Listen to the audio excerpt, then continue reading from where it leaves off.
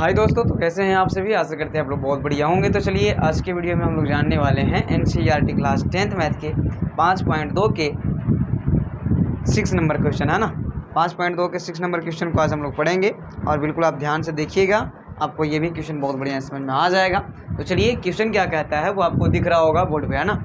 चलिए तो क्वेश्चन कहना है कि क्या AP 11,8,5,2 का एक पद -150 है, अगर है तो क्यों है, अगर न है तो क्यों नहीं। ठीक है ना।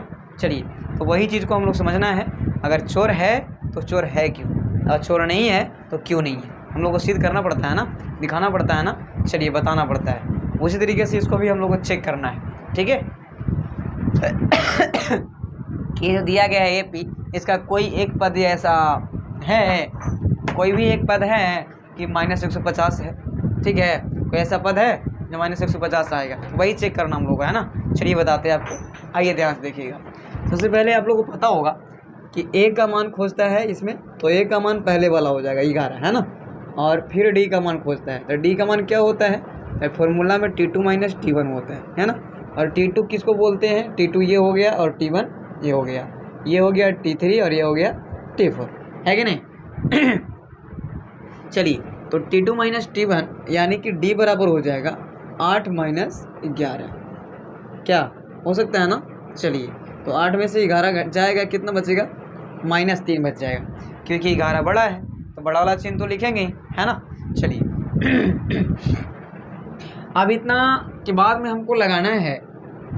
अभी इसमें एक बात और, इसमें देखिए तो ये -150 जो है कौन सा क्या दिया गया है इसको समझना है। तो कहता है कि 11,8,5,2 का एक पद -150 है, अगर है तो क्यों है।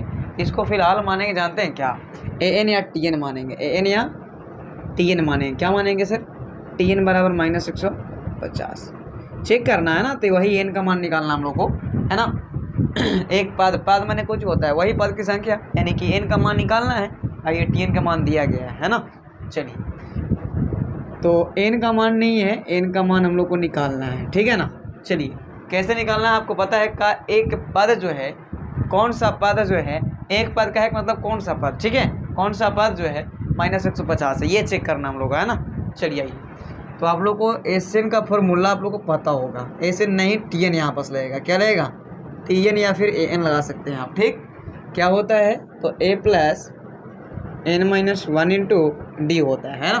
चलिए अब बैठाना है इस पर, और क्या, और कुछ है नहीं। आइए तो TN का मान -150 है, बराबर A का मान कितना है, 11 है, प्लस N का मान क्या है, तो N का मान नहीं है, और -1 का -1, और D का मान जो है -3 है ना। इसको गुना भी आप लिख सकते हो, कोई दिक्कत नहीं। आइए तो -150 को क्या करते हैं, 150 रहने देते हैं, कोई दिक्कत। चलिए इतना नहीं दिक्कत हुआ होगा तो एक काम कीजिए, अब 11 को खींच लीजिए इधर, ठीक है ना। तो -11 हो जाएगा और बराबर में बच जाएगा N - 1 और गुना 3, है कि नहीं, -3 ना। बस समझ में आया, क्या किए, कुछ नहीं, बस 11 इधर प्लस में था, इधर आ गया माइनस में, ठीक है। चलो एक काम, अब बताओ ये दोनों को जुड़ना है, क्योंकि माइनस में है तो जोड़ेंगे ही ना। चलिए तो 11 जोड़ेंगे तो कितना हो जाएगा 161, है कि नहीं, 161 ही आएगा ना। 50 में जोड़ेंगे 10 तो 60, 60 और 1 61, बराबर हो जाएगा N - 1 और गुना -3, ठीक है कि नहीं, समझे बात। चलिए अब क्या करना है, ये 3 जो है गुना में, इसको इधर ला सकते हैं भाग में ना, बिल्कुल ला सकते हैं। -161 भाग बटा -3 बराबर हो जाएगा N - 1। कोई दिक्कत वाली बात आप लोगों को, है ना। यहाँ पास से आप कोष्ठ हटा भी सकते हैं, ठीक है।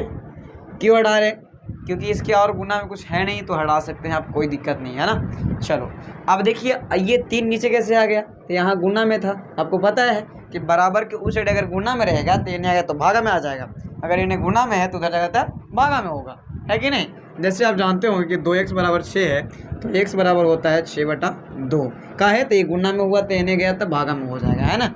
ये गुना में था ना पहले से, और जब उधर जाता है तो क्या हो जाता है, भागा में चल जाता है। वही कंडीशन यहाँ है। यहाँ गुना में था, जब इस साइड आया तो क्या में जाएगा, भागा में जाएगा, है ना। चलो 3 से काटिएगा, 3 चौके 12 और 3 से नहीं कटेगा, ठीक है ना। माइनस से माइनस तो ख़त्म हो जाएगा, लेकिन और थोड़ा सा 1 मिनट 161/3 और क्या करेंगे हम लोग, -1 को +1 ला सकते हैं इधर और n लिख सकते हैं, है ना। चलिए अब आप क्या कर सकते हैं, यहाँ पास एलसीएम ले सकते हैं। तो 3 एलसीएम हो जाएगा, 3 से 3 खत्म, तो 161 ही बचेगा प्लस 1 का बढ़ेंगे 3 बार 3 हो जाएगा, यानी कि n बराबर इतना आ गया। 161 में घटाएंगे जोड़ेंगे 3 को तो कितना हो जाएगा 164 और बटा 3 बराबर n। अब ये 3 से कटेगा, देख लेते हैं। 3 चौके 12, 3 5 15, तो 1 बचा और 14 बच जाएगा। 3 से 14 कटेगा नहीं, तो ये कटेगा नहीं। चलिए तो हम लोग कहना होता है जब पॉइंट वाली, जब इसको हम काटेंगे ना, तब पॉइंट में संख्या आएंगे। इसको हम कह सकते हैं भिन्नात्मक संख्या। क्या बोलेंगे, भिन्नात्मक संख्या। भिन्नात्मक संख्या, भिन्नात्मक संख्या एक ये है 164/3। भिन्नात्मक माने भिन्न के रूप में, क्या है, भिन्न के रूप में। इसलिए हम लोग कहेंगे कि भिन्नात्मक संख्याएं जो हैं, इसलिए ये इसका जब हम हल करेंगे माने भागा देंगे तो दशमलव में मान आएगा, दशमलव मान आएगा। या फिर हम लिख सकते हैं कि भिन्नात्मक मान होने के चलते ये -150 जो है कोई पद इसका नहीं है, ठीक है ना। तो लिख सकते हैं कोची कि अतः